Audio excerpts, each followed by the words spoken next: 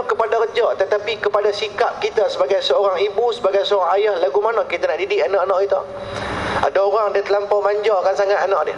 Ada orang dia pandai didik, tuan-tuan muslimat. Macam mana kata ulama tu 3 fasa untuk didik anak-anak.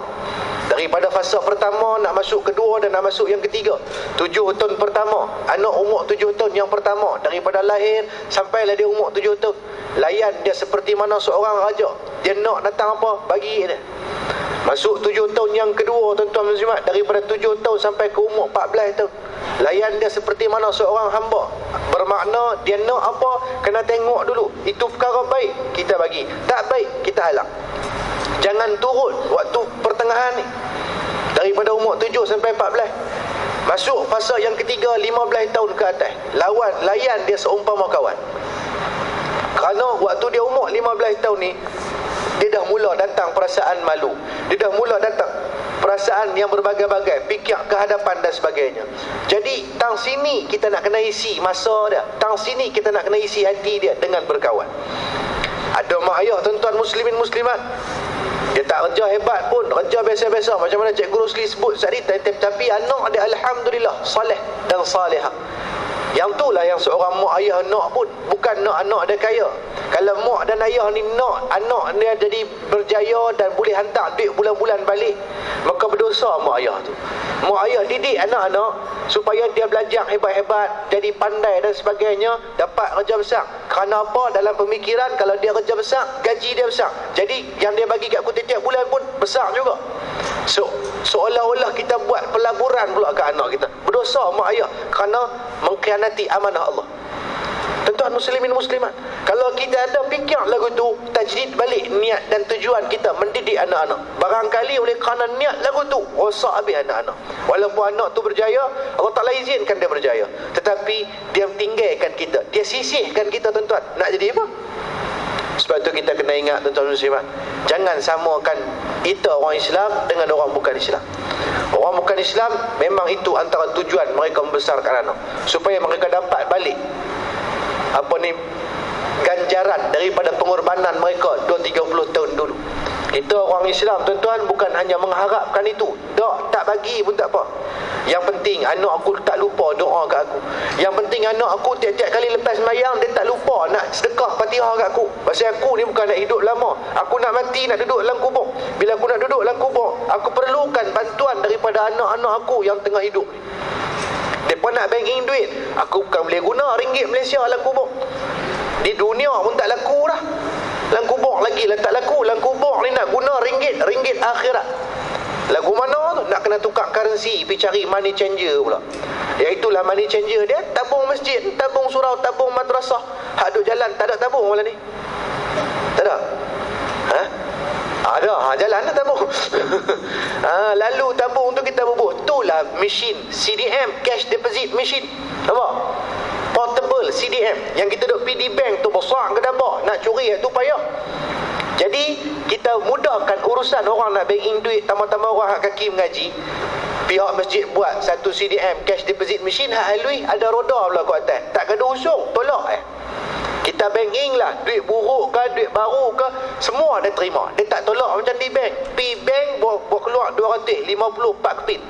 3 kepin elok, sekepin terkoyak. Bubuh 4 kepin, dia tolak pula, sekepin keluar hak koyak. Mujuk dia tak boleh bercakap yang mesin tu. Tidak, dia kata aku tak kelapak duit buruk hang, nampak? Tapi hak masjid, bubuh lah duit buruk ke, duit ada selotip ke, bubuh tisu pun dia terima, dia tak tolak keluar. Cuma esok di akhirat kita dapat tisu tu balik. Nak beli belah, tengok ada sale di akhirat ni, oh nak beli nak beli ni. Tengok duit tak ada, tinggal tisu ya. Tanya, ya Allah, awak ada tisu ni? Itu aku derma belambak, dulu hang bubuh tisu. Tu mujuk aku bagi tu, tak bagi padan dengan muka. Nampak?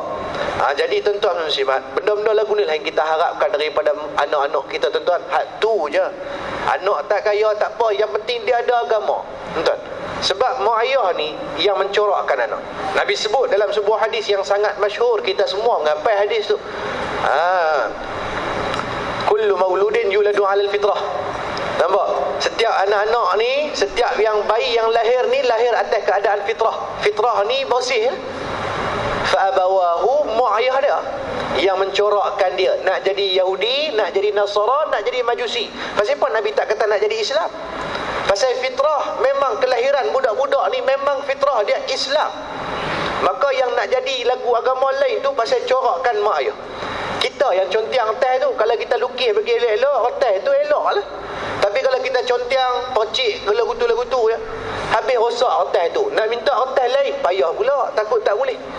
Maka tuan-tuan, mak ayah sangat-sangat penting. Didiklah anak sebaik mungkin, tuan-tuan muslimat, kerana ni amanah dan tanggungjawab daripada Allah Subhanahu Wa Taala. Jangan melampau manja sangat. Bila manja sangat ni, bukan tak boleh bagi manja, boleh, tak ada masalah. Kerana waktu budak-budak ni memang dia nak manja dengan kita. Tapi bila melampau-lampau sangat kita bagi, habis rosak anak-anak tu. Tuan-tuan tengok contoh ada banyak kes tuan-tuan, banyak sangat kes yang berlaku, kes yang sangat-sangat kita yang masyhur lah, kes yang masyhur tahun 50-an 60-an dulu dah berlaku dah satu kes. Anak yang terlampau dimanjakan oleh seorang ayah. Mak ada tapi mak meninggal waktu beranak. Bila anak tu lahir ke muka bumi, tak ada mak dah. Yang besarkan ayah saja. Ayah besarkan dengan penuh kasih sayang, dengan penuh wang ringgit, nak apa semua bagi dan sebagainya. Akhirnya tuan-tuan, bila anak tu besar, anak tu jadi ketua Samsik, rosak habis masyarakat dia pelingkup. Tuan-tuan, benda tu dah kita boleh ambil manfaat dah. Anak tu nama apa? Sazali. Mak dia nama Mahni. Pak dia nama Piramli. Kan cerita tu kan Piramli apa pun dia kata, baiklah anakku, bapa percaya padamu. Tu yang jadi, anakku Sazali, dengarlah lagu yang ayah dah karangi. Cukup Ayah Ustaz Nazri marah tuan-tuan muslimat, dah tunjuk dah melalui lagu tu tuan-tuan. Kalau kita manjakan sangat, jadi rosak anak. Jadi kita didiklah sebaik mungkin tuan-tuan. Ada waktu garang, ada waktu tegas, ada waktu kita boleh berkawan, ada waktu boleh melawak. Ni sampai tak boleh nak suruh langsung ni tuan-tuan muslimat. Padahal pasal apa? Pasal waktu kecil-kecil kita tak ajak. Nabi suruh muru auladakum bis salah wa hum abna'u sab'in sinin. Suruh anak hangpa sembahyang waktu umur depan 7 tahun. Masuk 10 tak sembahyang, fadribuhunna, boleh pukul depa. Pukul setakat mana? Sekadar yang diberi, bukan pukul ikut dan. Kita tak suruh anak kita sembahyang umur 7 tahun. Kita suruh anak kita puasa. Tang sini lingkup dah. Bukan salah puasa, tak ada salah Tapi yang Nabi suruh tu kita tak buat, yang Nabi tak suruh tu kita pergi buat. Pasal apa? Tujuan nak berbangga-bangga depan kawan lain. Anak aku kira tahun ni, hak umur 6 tahun tu kira tahun ni puasa penuh. Oh, dia bangga. Kemah anak hang, kembang tu punggung. Itu tujuan. Betul, Allah Ta'ala bagi kafarah yang begitu banyak pada anak-anak kita tuan-tuan ni. Pasal salah mak ayah, salah didikan. Tuan-tuan, kadang-kadang kita tengok Allah Rabbi mak ayah, dia manja dengan sangat. Nak datang apa anak beli belaka. Sampai satu masa waktu dia ada duit tak apa, dia beli belambak-belambak. Nak anak nak traktor, beli traktor. Anak-anak apa autobot, beli autobot. Anak-anak tora datang lagi, beli juga tora. Sampai satu tahap duit tak ada dalam poket. Anak tengok mainan nak. Kita tak ada duit nak beli, nak buat ke mana? Abang, abah tak ada duit ni, tak kena beli no, nanti abah ada duit abah beli. Tak mau. Anak mula mengamuk. Setiap kali dia nak sebelum ni semua dia dapat. Tiba-tiba satu hari dia tak dapat, dia memang mengamuk. Bahkan dia salahkan pula ayah dia. Ayah ni lagu tua tak sayang kat orang, tak mau beli. Sebelum dia dapat tak apa pun, ni tak boleh pula. Pasal apa?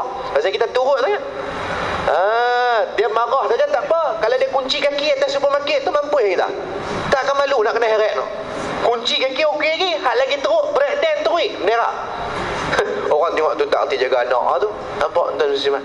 Bab tu tuan-tuan muslimat, bab mak ayah ni, bab didikan ni, saya bukan ada ilmu, pasal saya pun tak ada pengalaman. Anak baru 2, hak sulung pun baru 2 tahun setengah, hak kecil, hak nombor 2 tu pun baru 2 bulan setengah. Jadi nak cerita tu tak ada kelayakan, bukan ahli. Cuma tuan-tuan muslimat, nak sebut satu saja. Kerja ni bukanlah satu penghalang untuk anak-anak tu berjaya dunia dan akhirat. Akan tetapi sikap dan juga cara didikan kita kepada anak tu, tuan-tuan muslimat, yang mencorakkan anak tu mak ayah. Bukan sebab kerja dan halangan, tetapi ada sedikit kekangan dengan kerja kerana masa tak cukup dengan anak. Tapi kalau dia pandai didik, tuan-tuan muslimat, insya-Allah jadi elok anak tu. Sebab tu tuan-tuan, kalau kita tengoklah ni masyarakat, Allahu Rabbi, anak-anak muda Ramai yang tak tahu pasal agama. Yang main di pejabat agama saja yang saya interview nak menikah, bukan kita interview teruk-teruk. Kita interview biasa aja, basic. Hang nak jadi suami dan satu hari nanti hang nak jadi ayah. Bila hang nikah, hang nak ada anak, hang nak ada isteri. Jadi hang mesti tahu 2-3 benda ni. Bila kita suruh selawat, dia pergi istighfar. Cus selawat kau, astaghfirullahalazim. Confident pula tu. Nak nikah. Hak terbaru hari tu daripada Bukit Selambau. Mai duduk sepasang bakal suami dan isteri. Saya sajalah tanya tuan-tuan. Ni cerita sungguh ni, saya tak mahu. Saya saja tanya. Rakaat sembahyang subuh, dia kata ada 4 rakaat main subuh. Saya pun tengok geram juga, kata hang ni main-main tau. Dah ustaz, 4 sungguh cuy. Lepas tu saya tengok bakal isteri dia. Saya tanya kat bakal isteri dia, betul ke bakal suami kamu sebut ni? Betul ustaz, saya sokong dia. Tu dia. Bukan duduk Kutub Utara, bukan duduk hutan Amazon, duduk kat Selambau. Awak tak ada masjid surau ke? Ada. Pasal apa jadi lagu tu? Pasal tak ada ilmu agama. Mak ayah tak ambil berat. Saja pula tanya pula sembahyang Zuhur jadi 3, subuh jadi 4. Jenis wali sembahyang. Nampak? Lohor dia nak kata khosar pun tak khosar, pasal 3. Dia kurang 1. Aisyah jadi 2. Dia habis pusing. Saya macam tak percaya lah, ada lagi korang lagu ni. Tuan-tuan, sampai tak tahu tuan-tuan, Allahu Rabbi, lagu mana agak-agak bila jadi suami tuan-tuan. Saya hampir menitiskan air mata. Bukan kerana saya marah dia, saya sedih. Kalau kata di Kuala Muda pun ada lagu tu, di Kuala Lumpur Kencah. Allahu Rabbi tuan-tuan. Kita tengok lagu tu, kita duk bayang, kalau lah ni ada dah macam ni, 10 tahun akan datang, zaman anak aku nak menikah esok, lagu mana keadaan tuan-tuan? Dengan terlibat dengan dadahnya, Allahu Rabbi. Dadah lah ni bukan sekolah menengah, sekolah rendah terlibat dah dengan dadah. Darjah 3, darjah 4, darjah 5, darjah 6. Pandai dah hisap dadah. Ayat ketum macam ayat sirap minum. Saya buat program dengan AEDK. Bukan saya cakap saja. AEDK buat main satu van budak sekolah rendah. Saya tengok budak halus-halus. Kata ni mereka ni siapa ni? Mereka ni apa dalam proses pemulihan ustaz. Umur berapa ni? Umur 11 tahun, 12 tahun. La ilaha illallah. Isap dadah ke? Ha? Isap syabu, ais, memfetamin. Ayat ketum ni minum relax kan. Tanya apa ambil mana ayat ketum, payah nak dapat tu. Kami minum habis apa? Bongok je pak. Tuan-tuan, pak minum tinggal sikit. Depa pun minum berasa seronok. Jadi pergi cari sendiri. Allahu Rabbi tuan-tuan. Sekolah rendah dah terlibat dengan dadah. Saya risau 10 tahun akan datang tuan-tuan. 10 tahun akan datang bukan dekat sekolah rendah. Budak tadika bawa galas beg kemai, jalan nak pergi kemai, jarum duduk di lengan ni, heroin terus. Hanya nak pergi mana? Pergi koyak. Lengkok terus tuan-tuan. Pasal kita tak tanam akidah yang elok kepada anak-anak kita.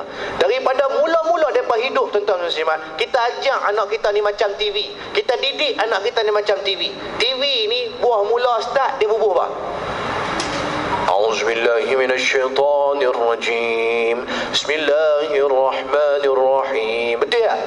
TV rumah tuan-tuan kan pelik? Kan TV rumah saya lah betul. Mula siaran pukul 6 pagi dia bubuh menentang apa? Baca Quran dulu. Habis baca Quran, negaraku buat lagu pula. Habis buat lagu, siaran apa? Tengah-tengah ada Ratu Cantik, ada Gusti, ada WWE, ada cerita maksiat, ada cerita mungkar, ada cerita Hindustan. Tidak. Mula dengan Quran, tengah-tengah isi perkara-perkara yang dibawa datang oleh Yahudi Nasara, tapi pandai warak nak habis sekejap lagi dia bawa Quran pula pukul 12. Tak tahulah kot jenis tuan-tuan jenis tak tengok TV, nampak macam pelik pun. Kan tuan-tuan dah tengok tanyalah ustaz saja. Tak boleh kira orang merapik ni. Nampak? Nak habis pukul 12 lagi dia bawa Quran pula. Kita ajak anak kita lagu tu. Beranak pandai azan. Allahu Akbar, Allahu Akbar. Azan di telinga kanan, iqamah di telinga kiri. Aduh. Buat balik cukur jambul ni, timbang pula rambut yang dicukur tu nak buat nuri dan sebagainya. Tahnik pula mulut anak. Bukan kata bubuh secebis kurma, bubuh sebiji terus lah mulut. Budak lalu tu terus. Habis tu buat akikah pula ikut cara Islam, cantik dah buah mula baru lahir. Masuk anak umur 5-6 tahun, ajak cara orang kapiak dah, tuan-tuan. Ajak dah cara orang kapiak. Masuk dah besar, tuan-tuan ni, hidup macam orang Yahudi Nasara. Padahal buah mula waktu hidup dulu tu, waktu baru beranak tu, azan muas siap, cari tok guru belah mulut. Tapi didikan kita waktu mereka mula membesar, tuan-tuan, tak lekat dengan Islam. Tak ada Quran dan hadis kita tanam dalam diri mereka. Mudah mereka hanyut di dalam arus dunia yang serba moden ni, tuan-tuan. Lepas tu nak mati esok, baru buat cara Islam balik. Mati pandai pula kapan, pandai bagi mandi, pandai tanam, pandai talqin. Patut tak suruh mandi tak suruh tanam Dah hidup cara Yahudi Nasara, pi lempaklah lombong bang. Itu saya kata banyak manusia ajak anak macam TV, mula dengan Quran, tengah-tengah Yahudi Nasara, tak habis esok baru berquran pula. Sebab tu tuan-tuan muslimat, kita jagalah anak-anak kita bagi elok. Adik-adik orang-orang muda yang main malam ni, tolonglah mengaji. Kerana kita duduk di zaman yang penuh dengan fitnah. Kalau kita tak mengaji bagi elok, kalau kita tak kemai akidah kita, iman yang duduk dalam dada ni, takut-takut tercalar, takut-takut kita terjerumus ke dalam kancah ataupun pemikiran yang sesat, yang salah daripada ahli sunnah wal jamaah. Dia main macam-macam pemahaman ni, tuan-tuan. Musuh-musuh Islam ni, tuan-tuan, tak pernah berhenti untuk merosakkan Islam. Jadi dia buat berbagai-bagai cara supaya orang Islam, mak dan ayah, termasuklah anak-anak, berhibur, supaya hiburan itu dapat melupakan mereka yang sedang dalam kejahilan. Berhibur sampai tak teringat apa? Tak teringat kata diri itu bodoh, tak ada ilmu agama, tak tahu apa itu tauhid, apa itu fiqh, apa itu tasawuf. Tuan-tuan kita, hak tu hak wajib kita mengaji. Tua muda sama belaka, 3 ilmu ni wajib mengaji belaka. Bukan Nabi bagi 3 ilmu, zaman Nabi tak ada fiqh, tauhid, tasawuf. Yang ada tu selepas kewafatan Nabi dan meninggal dunia para sahabat, umat Islam semakin ramai daripada seluruh dunia. Maka banyak berlaku masalah akidah, banyak masalah orang tak faham bab fiqh dan sebagainya. Para ulama mengambil jalan untuk buat bahagi-bahagikan ilmu supaya manusia ni mudah mengaji. Sebab tu ada ilmu fiqh, nak reti halal haram, sah batal. Ada ilmu tauhid untuk kebergantungan kita kepada Allah, untuk mengesahkan Allah Subhanahu wa taala. Ada ilmu tasawuf untuk kita mengaji bab hati, penyakit-penyakit hati dan ubat kepada penyakit hati. Disusun oleh para alim ulama. Zaman Nabi tak ajak lagu tu, tak bahagi fiqh, tauhid, tasawuf, sifat 20, tauhid qalam, tauhid salah dan sebagainya. Nabi bila sampai turun wahyu pada dia, dia terus explain kepada para sahabat. Kadang-kadang mencampur, tuan-tuan ni. Wahyu turun pagi, turun bab zakat. Masuk tengah hari, turun bab mayang. Masuk petang, turun bab nikah kahwin pula. Saki malam masuk bab puasa. Nampak? Nabi terang terus pada para sahabat. Yang berlaku masalah, tuan-tuan, apabila Nabi SAW sudah wafat, sahabat-sahabat besar pun meninggal dunia, berterabung habis pemahaman kita terhadap Islam, maka ulama ambil jalan untuk menyelamatkan akidah. Dibuatnya ilmu-ilmu, dibahagi-bahagi, dibrandingkan ilmu tu. Ada tauhid. Tauhid pula ada 2 jenis yang kita kena mengaji, tuan. Mak ayah kena mengaji belaka bab tauhid ni, kerana nak bergantung dengan Allah Subhanahu wa taala dengan sebenar-benar pergantungan. Tuan, kita kadang-kadang bab tauhid kita tak lepas lagi. Nak ngaji tauhid salah ke tauhid qalah ke terpulang. Tauhid 3 serangkai, uluhiyah, rububiyah, asma' wa sifat. Ataupun payahlah ustaz jenis saya tak apa nampak, kalau dengar ayat Quran pun tak apa nampak. Kalau nak mengaji jenis tauhid qalam, tauhid sifat 20 boleh ustaz? Boleh, tak ada masalah. Dua-dua jalan, betul belaka. Hanya jalan untuk mengenal Allah. Jangan condemn antara satu sama lain. Kita tuan-tuan di bab tauhid, acik tanya sifat 20, pening pala lagi tak tanya asma Allah. Hak 99 cuba kita sebut satu persatu. Kalau anak kita hak mengaji pasti tu, hari tu ustazah dia ajar 99 nama Allah, dia ingat lah pasal nyanyi. Balik-balik dia test kita. Abah tadi kan ustazah ajar 99 nama Allah. Abah tahu tak? Abah kaki karut komedia. Bongok pun apa lagi, abah hati aja jawab. 99 nama Allah abang tahu, tapi tak ya abang kan, tak cukup umur ni, cik kemas abang pun. Abang jawab ngah. Abang pun duk fikir lagu tu apa, hak nas'aluka ya. Mujuk ada nas'aluka ya tu, nas'aluka ya man huwa Allah. Baru boleh ingat tu pun mujuk ada lagu. Kalau tak ada lagu pi terus kita. Bukan katakan tuan-tuan kan saya terabuk nak sebut 99 tu. Betul tak? Banyak sangat 99. Sebut 20 sifat yang wajib bagi Allah. Sifat Allah Ta'ala ni tidak terbilang. Tapi kata ulama, kata muslimat, yang menjadi khilaf antara Abu Mansur dengan Abu Musa Sy'ari dan Al-Maturidi, Ada yang kata 13 sifat yang wajib bagi Allah kita kena reti. Ada yang kata 20. Maka dibubuh dalam kitab 20 sifat wajib bagi Allah yang kita kena reti sebagai seorang Islam. Sebut 20 tu tengok. Sebut tu bawa keluar lagu Raihan tu ya. Allah wujud khidam baqa mukhalafatu lil hawadisi. Kalau tak ada lagu Raihan tu sebut kau. Kaunuhu muridan wujud baqa qidam tu dia. Terus. Nampak tuan ni? Bab tauhid itu permukaan, kita pening kepala dah. Tu tak pi lagi tu 20 sifat wajib bagi Allah tu bahagi pada 4 bahagian. Sifat nafsiyah, sifat salbiyah, ma'ani, ma'nawiyah. Nak tahu apa tu? Pening terus. Mau kalau kata anak kita balik-balik tanya apa? Rububiyah ni lagu mana tauhid rububiyah? Kita rububiyah tak bisa dengar. Rabi'ah rajin dengar nama kawan lama apa? Lingkup terus. Lagu mana tuan-tuan ni? Bab tauhid, bab akidah kita tak tanam dulu ke anak-anak kita. Nak tanam mudah ya. Bukan ngadu ngaji pasal depa budak-budak lagi. Tak boleh kita buka benda-benda lagu ni sampai umur kita buka. Cuma dari permulaan basic kita nak ajar melalui surrounding, environment, suasana sekeliling kita boleh ajar. Ajar anak kita bila depa naik kereta sekali dengan kita, tengok satu-satu benda. Tengok kereta tu. Oi, apa? Kereta sport apa?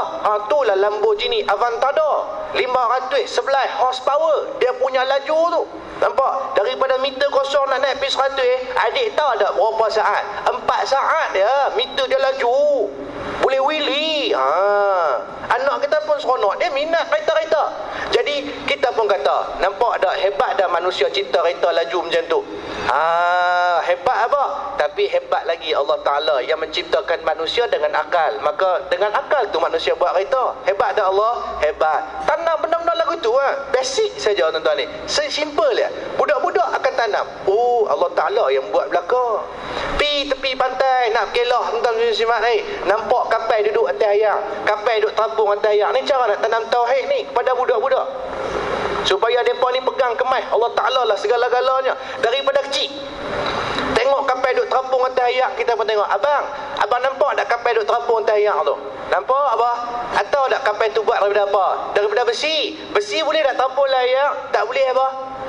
Ambil jarum, tuan-tuan, kita ambil jarum, bubuhlah mangkuk yang ada ayak. Besi jarum tu tenggelam ke timbul? Timbul ke tenggelam? Ambil warok tenggelam. Siapa kata timbul yang nak beranak rumah VIP? Pasal besi takkan timbul dalam ayak. Jarum jarum yang ringan tak sampai 1 gram tenggelam dalam ayak. Macam mana kapal yang diperbuat daripada besi beribu tan berat boleh terapung atas ayak? Benda lagu ni kalau kita tengok, kita boleh ajar anak kita. Nak bagi mudah nampak, tuan-tuan tengok kapal Titanic. Nak bagi nampak senang. Nak sebut kapal payah, sebut Titanic. Tuan-tuan bisa tengok tak cerita Titanic? Tak bisa juga. Oh lupa, duk tengok tanyalah ustaz. Nampak cerita Titanic tu, Hak Hero duduk lagu tu depan kapal tu. Every time in my dream I see you. Tak bisa tengok. Aku seorang lelak umumnya. Nampak betul lah tuan-tuan tak bisa tengok cerita tu. Pasal kalau tuan-tuan bisa tengok cerita Titanic tu, tuan-tuan mesti perasan muka hero dia tu nak sama lebih kurang dengan saya. Nampak? Pasal betul Titanic kalau jujur tak bisa tengok ni tuan-tuan ni. Titanic tu tuan-tuan, satu kapal yang paling hebat, paling besar, paling laju, paling belaka di zaman dia. 1912 tahun 1912 pelayaran pertama daripada Southampton nak pergi ke New York, lalu ke Atlantic. Kapal yang boleh memuatkan 3,200 orang penumpang, 60,000 horsepower, kuasa kuda dia 60,000, sombong asap saja 4 biji. Berat dia 46,000 tan. Boleh terapung atas ayam. Allahu Rabbi. Bila tengok dalam lagu tu, kita ajar anak kita. Macam mana besi ni boleh terapung? Abang tahu tak? Abang pun cerita, besi ni terapung pasal orang reka dia ada ruang udara boleh pusing, tu yang dia terapung apa? Kita tanam kat dia. Bukan pasal itu saja. Yang tu rekaan manusia. Tapi Allah Ta'ala yang izinkan besi tu terapung atas ayam, maka dia terapung. Tapi kalau Allah Ta'ala tak izin, dia tenggelam macam kapal Titanic. Hebat di zaman dia. Keluar front page paper waktu pelayaran yang pertama. Di front page tu tulis surat abang muka depan, not even a God can sing a Titanic. Tuhan pun tak boleh karamkan Titanic. Lain-lain kali pelayaran yang pertama karam. Pasal apa? Karam siapa? Kena tembak dengan Russia. Tak. Langgar air kacang iceberg mu air kacang lah. Kita nak makan ABC, air batu campur. Meluat aku sebut tu. Air kacang. Orang kena panggil air kacang. Itu yang langgar. Karam kapal yang paling hebat di zaman dia. Nampak? Tanam akidah lagu tu. Tengok pula kapal terbang. Bawa pergi airport petang-petang kan. Tengok kapal terbang take off, landing dan sebagainya. Tengok bukan tengok saja. Manfaatkan mata kita, gunakan anak kita tu supaya dia mentauhidkan Allah. Abang tengok kapal terbang tu buat pada besi tu. Macam mana kapal terbang yang buat daripada besi boleh terbang 1000 km sejam? Padahal besi abang, sekali balik abang lempar besi ke udara, tengok besi tu terbang ke jatuh? Mesti besi tu jatuh. Tapi kapal terbang macam mana dia boleh terbang? Kita terang kerana izin daripada Allah. Kalau Allah Ta'ala tak izin, jadi macam MH370 hilang daripada radar. Saat duduk di Pulau Daegu, Degarsia, saat duduk di Pulau Rino, kita kena pemuhung lagu tu lah, dulu, kini dan selamanya. Nampak?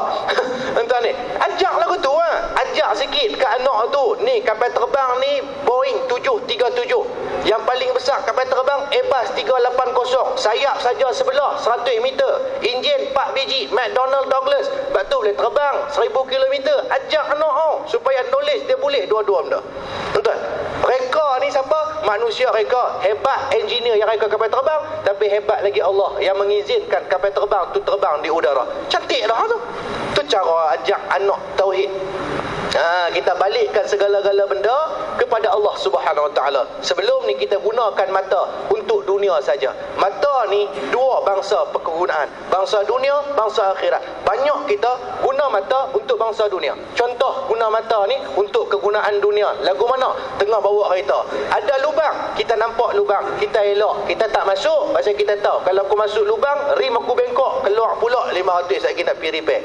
Jadi kita pun elok, tak kenalah lubang tu tuan-tuan ni. Dapat hak dunia, selamat duit kita, tapi hak akhirat tak dapat. Patutnya bila kita elok tu tambah lagi satu tingkat. Yang kata orang Islam nak tambah iman ni tuan-tuan muslimat, tambah satu tingkat lagi. Sebelum tu kita elok dah, selamat dah duit kita, duit poket kita daripada rosak dan sebagainya. Kita tambah, alhamdulillah ya Allah, kau beri aku mata untuk aku melihat ancaman dan halangan di hadapan mata aku. Dengan izinmu aku dapat mengelak. Tak payahlah panjang sampai tahun tu. Dalam hati kita ingat, ya Allah, syukran ya Allah, terima kasih ya Allah, dengan mata aku dapat melihat halangan. Tambah iman kita. Ni iman manusia ni, saat duduk di atas, saat duduk di bawah. Yazid wa yanqus.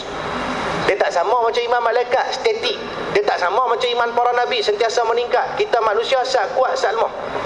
Jadi cara nak recharge iman, macam mana kita recharge bateri handphone kita kalau nak habis dia berbunyi, kita cepat-cepat cucuk charger. Iman kita pun kita kena jaga tuan-tuan ni, kena recharge. Nak recharge majlis ilmu, booster paling hebat. Tapi kalau kata tak ada nak majlis ilmu, cara nak jaga iman kita ni supaya tak lemah, tengok satu-satu benda, balikkan pujian kepada Allah, menambah dan menguatkan iman kita. Tu cara. Banyak orang tuan-tuan ni kalau nak cerita masuk penjara ni 3-4 kali dah, tapi masa nak habis dah. Sekali kita cerita, saya masuk penjara, saya jumpa 2-3 orang yang sangat-sangat hebat kes mereka. Jadi tuan-tuan nak kongsi tu, nak saya interview 2-3 orang ni, kes bunuh, kes sembelih, tokek, ada belaka. Ni penjara Sungai Petani ni, bawah umur 19, 17, 18, bunuh orang lah. Muka bagus-bagus belaka. Apa yang mendorong mereka sampai berani bunuh orang dan sebagainya tu, insyaAllah sekali kita akan kongsi pada pusingan yang kedua. Yang pertama, nak habang kerja ni bukan halangan untuk anak tu jadi soleh dan soleha, tetapi yang menjadi puncanya sikap mak ayah tu, didik anak tak tanam Quran dan hadis di permulaan hidup dia, dan maka dia mudah terpengaruh dengan berbagai-bagai urusan tuan-tuan ni, berbagai-bagai fahaman, doktrin, influence yang mula masuk dalam masyarakat Islam kita ni dan berjaya menular dengan hebatnya tuan-tuan. Jadi kena tanam bagi awal-awal tuan-tuan supaya mereka ni tak hanyut tuan-tuan muslimat. Jadi insya-Allah saya rasa cukup sekiranya tu, kita balik kepada tuan moderator kita insya-Allah. Wallahu a'lam. Jazakallahu khairan jazak kepada Fadil Ustaz Murtada. Jadi tuan-tuan muslimin muslimat yang dirahmati oleh Allah Subhanahu wa taala, jam menunjukkan 9-10 minit dah. Boleh sambung tinggal kedua tuan? Boleh? InsyaAllah lah. Jadi kita berehat seketika, insyaAllah kita berzikir sejenak sebelum kita masuk pusingan kedua. Jadi saya nak mengajak tuan-tuan muslimin muslimat, adik-adik, anak-anak yang berada di dalam masjid ni, yang di dalam masjid dan sebagainya, untuk sama-sama kita berzikir seketika insyaAllah. Hasbi Rabbi Jallallah ma fi qalbi ghairullah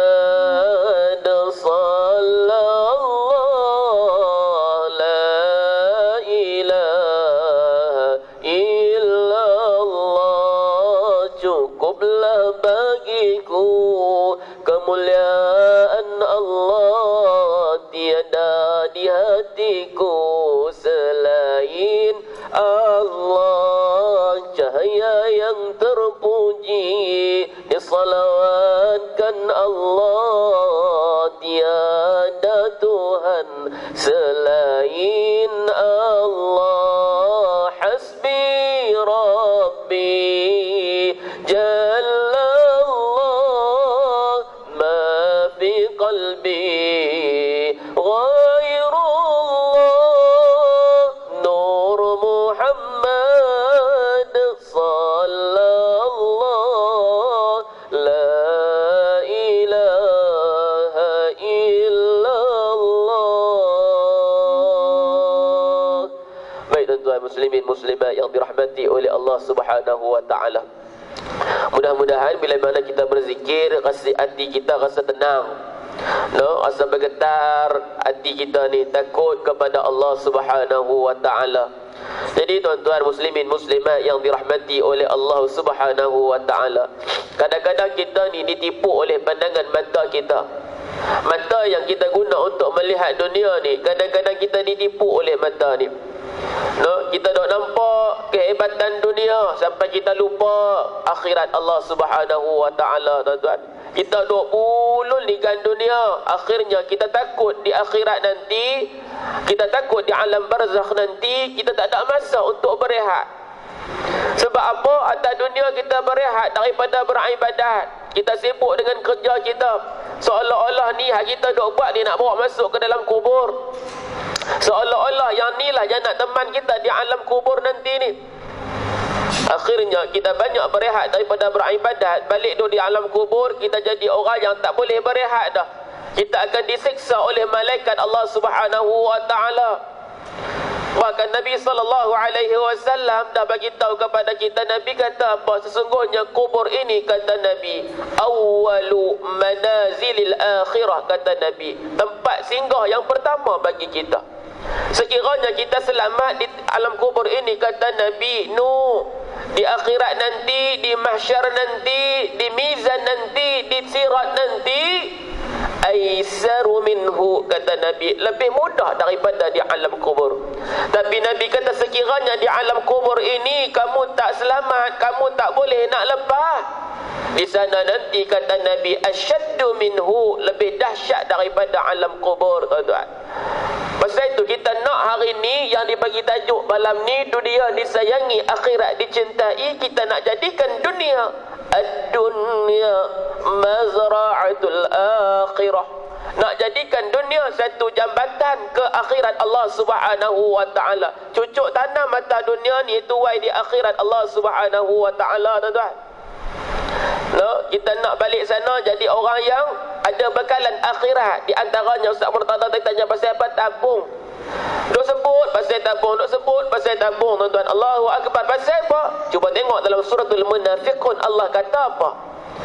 Allah kata ada manusia yang dia minta kepada Allah, fayaqul rabbi laula akhartani ila ajalin qarib. Dia minta, fayaqul, kata dia, rabbi laula akhartani, ya Allah, boleh lambatkan sedikit tak ajal kematian aku. Siapa yang berbicara ni? Orang yang hampir dengan kematian, orang yang sedang diambang sakaratul maut. Minta Allah tahan saat kematian. Sebab apa? Fa as-saddaqa, ya Allah, aku nak balik sedekah. Kenapa dia tak kata ya Allah, aku nak balik solat, ya Allah, aku nak balik puasa, ya Allah? Tapi dia kata fa as-saddaqa, ya Allah, aku nak balik sedekah. Yang malam ni Sabtu kata tu tabung hak berjalan, itulah tabung peribadi kita. Akhirat nanti buka, itulah tabung kita, tuan-tuan. Sebab kita solat, bila kita mati, pahala solat ikut kita sekali. Kita puasa, pahala puasa ikut kita sekali. Pahala sedekah, bahkan dia jariah, dia berterusan kepada kita. Walaupun kita dah mati. Ni kita pernah wakaf untuk masjid ni, lagi mana diguna masjid ni, kita tak ada dah harta dunia, tapi pahalanya masih berjalan ke alam kubur kita, tuan-tuan. Begitulah juga anak yang soleh yang disebutkan tadi. Waladun saleh yad'ulah. Anak-anak yang saleh doa untuk mak ayah dia. Bukan doa bila mak ayah tak ada saja. Mak ayah ada hari ni pun tak ada tangan baca doa. Bahkan bayang muka mak, muka ayah ketika mana baca doa. Waktu mereka muda sampai waktu mereka tua. Waktu kulit mereka cekang sampai kulit mereka dah kendok. Waktu rambut mereka hitam sampai rambut mereka dah putih hari ni. Semata-mata nak menjadikan kita anak yang soleh dan solehah atas muka bumi Allah Subhanahu wa ta'ala, tuan-tuan. Jadi adik-adik, tuan-tuan muslimin muslimat dirahmati Allah Subhanahu wa ta'ala.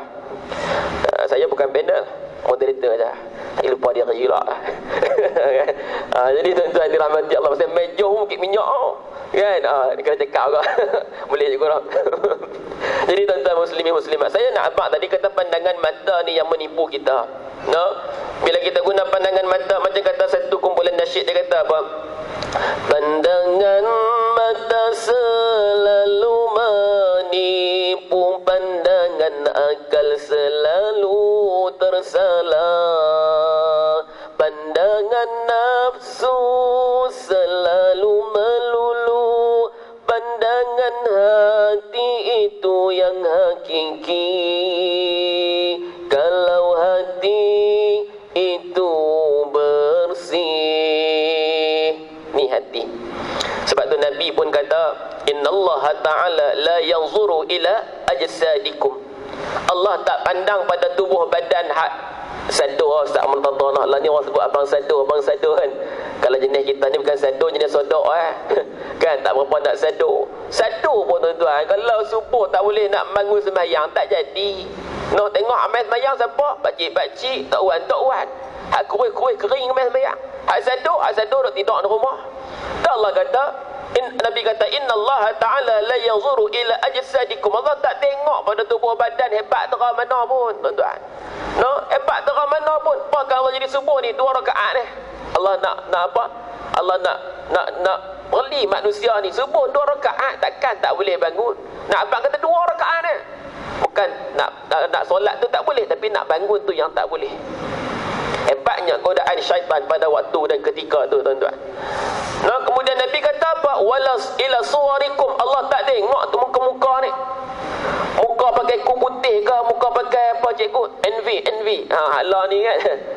Pakai envy. Saya pun tak tahu envy tu mendatang apa. Anak balik menyanyi, tak tu saya tahu. Jenis ada anak pun dapat dulu daripada pak. Macam handset ni, bagi kat mereka ni. Cekap, tuan-tuan. Dia boleh kes sana, kes sini, kes sini. Cekap. Kita dapat itu puas belanja enggak tak puas nak pandai, tuan-tuan. Tak tengok apa parah ni kalau muslimat lah, Allahu akbar. Ni kalau orang pergi kerja ataupun keluar, orang kata nampak ada jerawat, dia duduk sehati dah balik nak cari krim apa, cuci muka apa, nak buat bagi hilang jerawat, jeragat duduk di muka ni, nak bagi nampak cantik kan. Tapi berapa ramai yang kisah bila mana hatinya ada titik-titik hitam. Berapa ramai yang ambil peduli benda ni, tuan-tuan. Sebab apa? Nabi kata Allah pandang ila qulubikum. Allah tengok pada hati kamu. Hati ni Allah pandang kita. Bahkan dalam ayat Quran Allah kata apa? Orang yang Allah sayang, orang yang Allah suka, siapa dia? Atqakum, yang paling bertakwa di antara kamu, kata Allah Subhanahu wa ta'ala. Masya Allah, tuan-tuan muslimin muslimat yang dirahmati oleh Allah Subhanahu wa ta'ala. Tuan-tuan dah bersedia nak masuk pusingan yang kedua? InsyaAllah. Bahkan tak sabar sebab nak balik dah. Kan tak tunggu lama sangat. Baik tuan-tuan, untuk soalan yang kedua kepada Al-Fadhil Cikgu Rosli, kita selalu dengar penceramah dok sebut ayat Quran, dia kata apa? Ya ayyuhalladzina amanu in tansurullaha yansurkum. Lalu kita dok dengar ayat tu. Allah kata, wahai orang beriman, sekiranya kamu tolong Allah, tolong agama Allah, Allah nescaya Allah akan tolong kamu. Nah, wa yusabbit aqdamakum. Kan? Allah tolong kamu.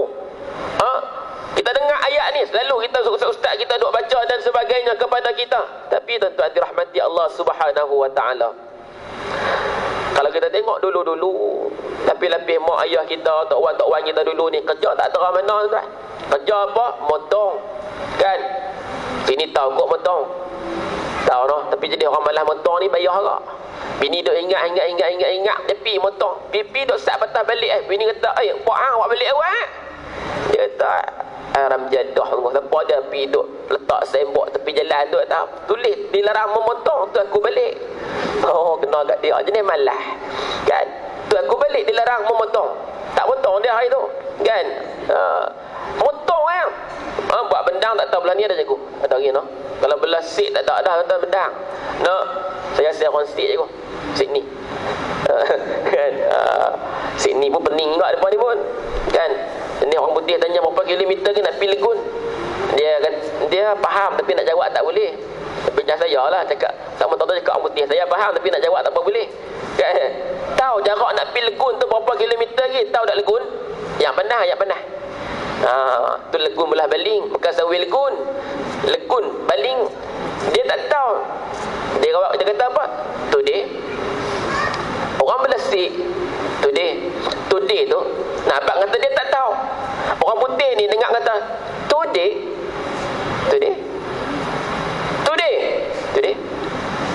Oh, jam 2 hari tu. Orang putih tu kata dah kayu punya jauh dah. Dia abang Today 2 hari lagi nak sampai Legun tu. Jam tu. Ni orang Sik orang sini tak cakap macam tu kan. Tuan-tuan. Baik, balik pada tadi ni. Kan? Orang dulu kerja biasa je, kerja motong, pendidikan tak tinggi pun tuan-tuan. No, darjah 5 kan dulu. Allah nak jadi cikgu jangan tu, masuk maktab, masuk universiti dan sebagainya.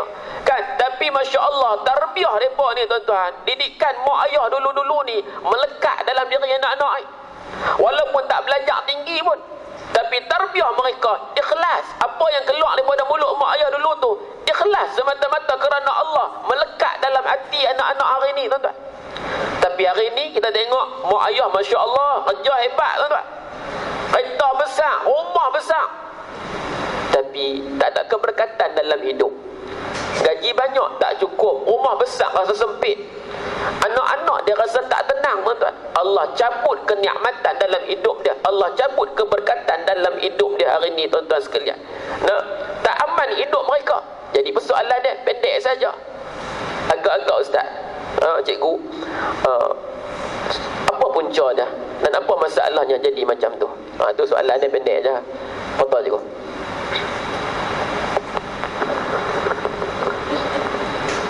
Tuan-tuan Khalid, tuan-tuan Negang Tuan Nazri, dia berhabis minta apa? Dia berhabis minta apa? Lepas tu lompat pergi kat ustaz Muntazah. Saya duduk tengah ni, tak ada masalah apa. Orang tua dia kok mana pun tak apa.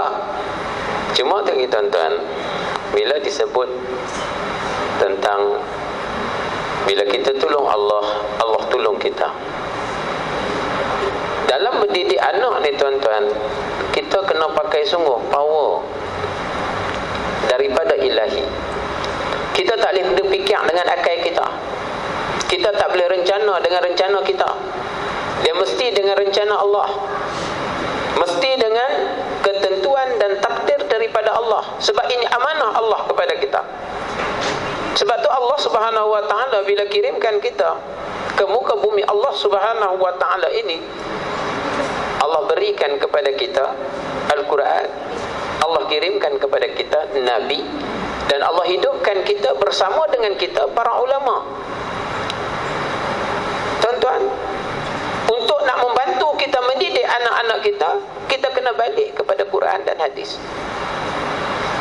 Apa yang Quran suruh kita buat, kita buat. Apa yang Quran larang kita buat, kita tinggal. Apa yang Nabi tunjuk, kita ikut. Apa yang Nabi larang, kita tinggal. InsyaAllah keluarga kita menjadi keluarga sakinah. Sebab itu tuan-tuan, saya nak ambil contohlah dalam bab rezeki. Saya ada seorang kawan tuan-tuan. Ada seorang kawan, anak ramai macam saya. Anak ramai macam saya. Tuan-tuan, saya isteri baru seorang, anak dah 9. Isteri baru seorang, anak dah 9. Maksudnya isteri mau lagi, anak tak mau dah. Isteri baru seorang tu pun hal lama. Dengar mampu mampu. Berani tahmid tuan-tuan. Bab ni berani tahmid, hak sebelah ni pun sama, hak sebelah ni pun sama. Bab tu berani tahmid je. Balik rumah akan melekor ya. Baik, saya nak sebut kawan saya ni. Dia berniaga. Takdir Allah Subhanahu Wa Taala, Allah berikan kekuatan kepada dia, kebijaksanaan kepada dia, dia boleh didik anak. Jadi anak cerdik, anak soleh, anak dia dapat mengaji. Seorang dapat mengaji di Kelantan, di Nilampuri. Seorang dapat mengaji di Shah Alam. Selang 2 minggu ya. Yang kata dia nak tolong agama Allah, Allah kalau dia tolong agama Allah, Allah tolong dia ni tuan-tuan.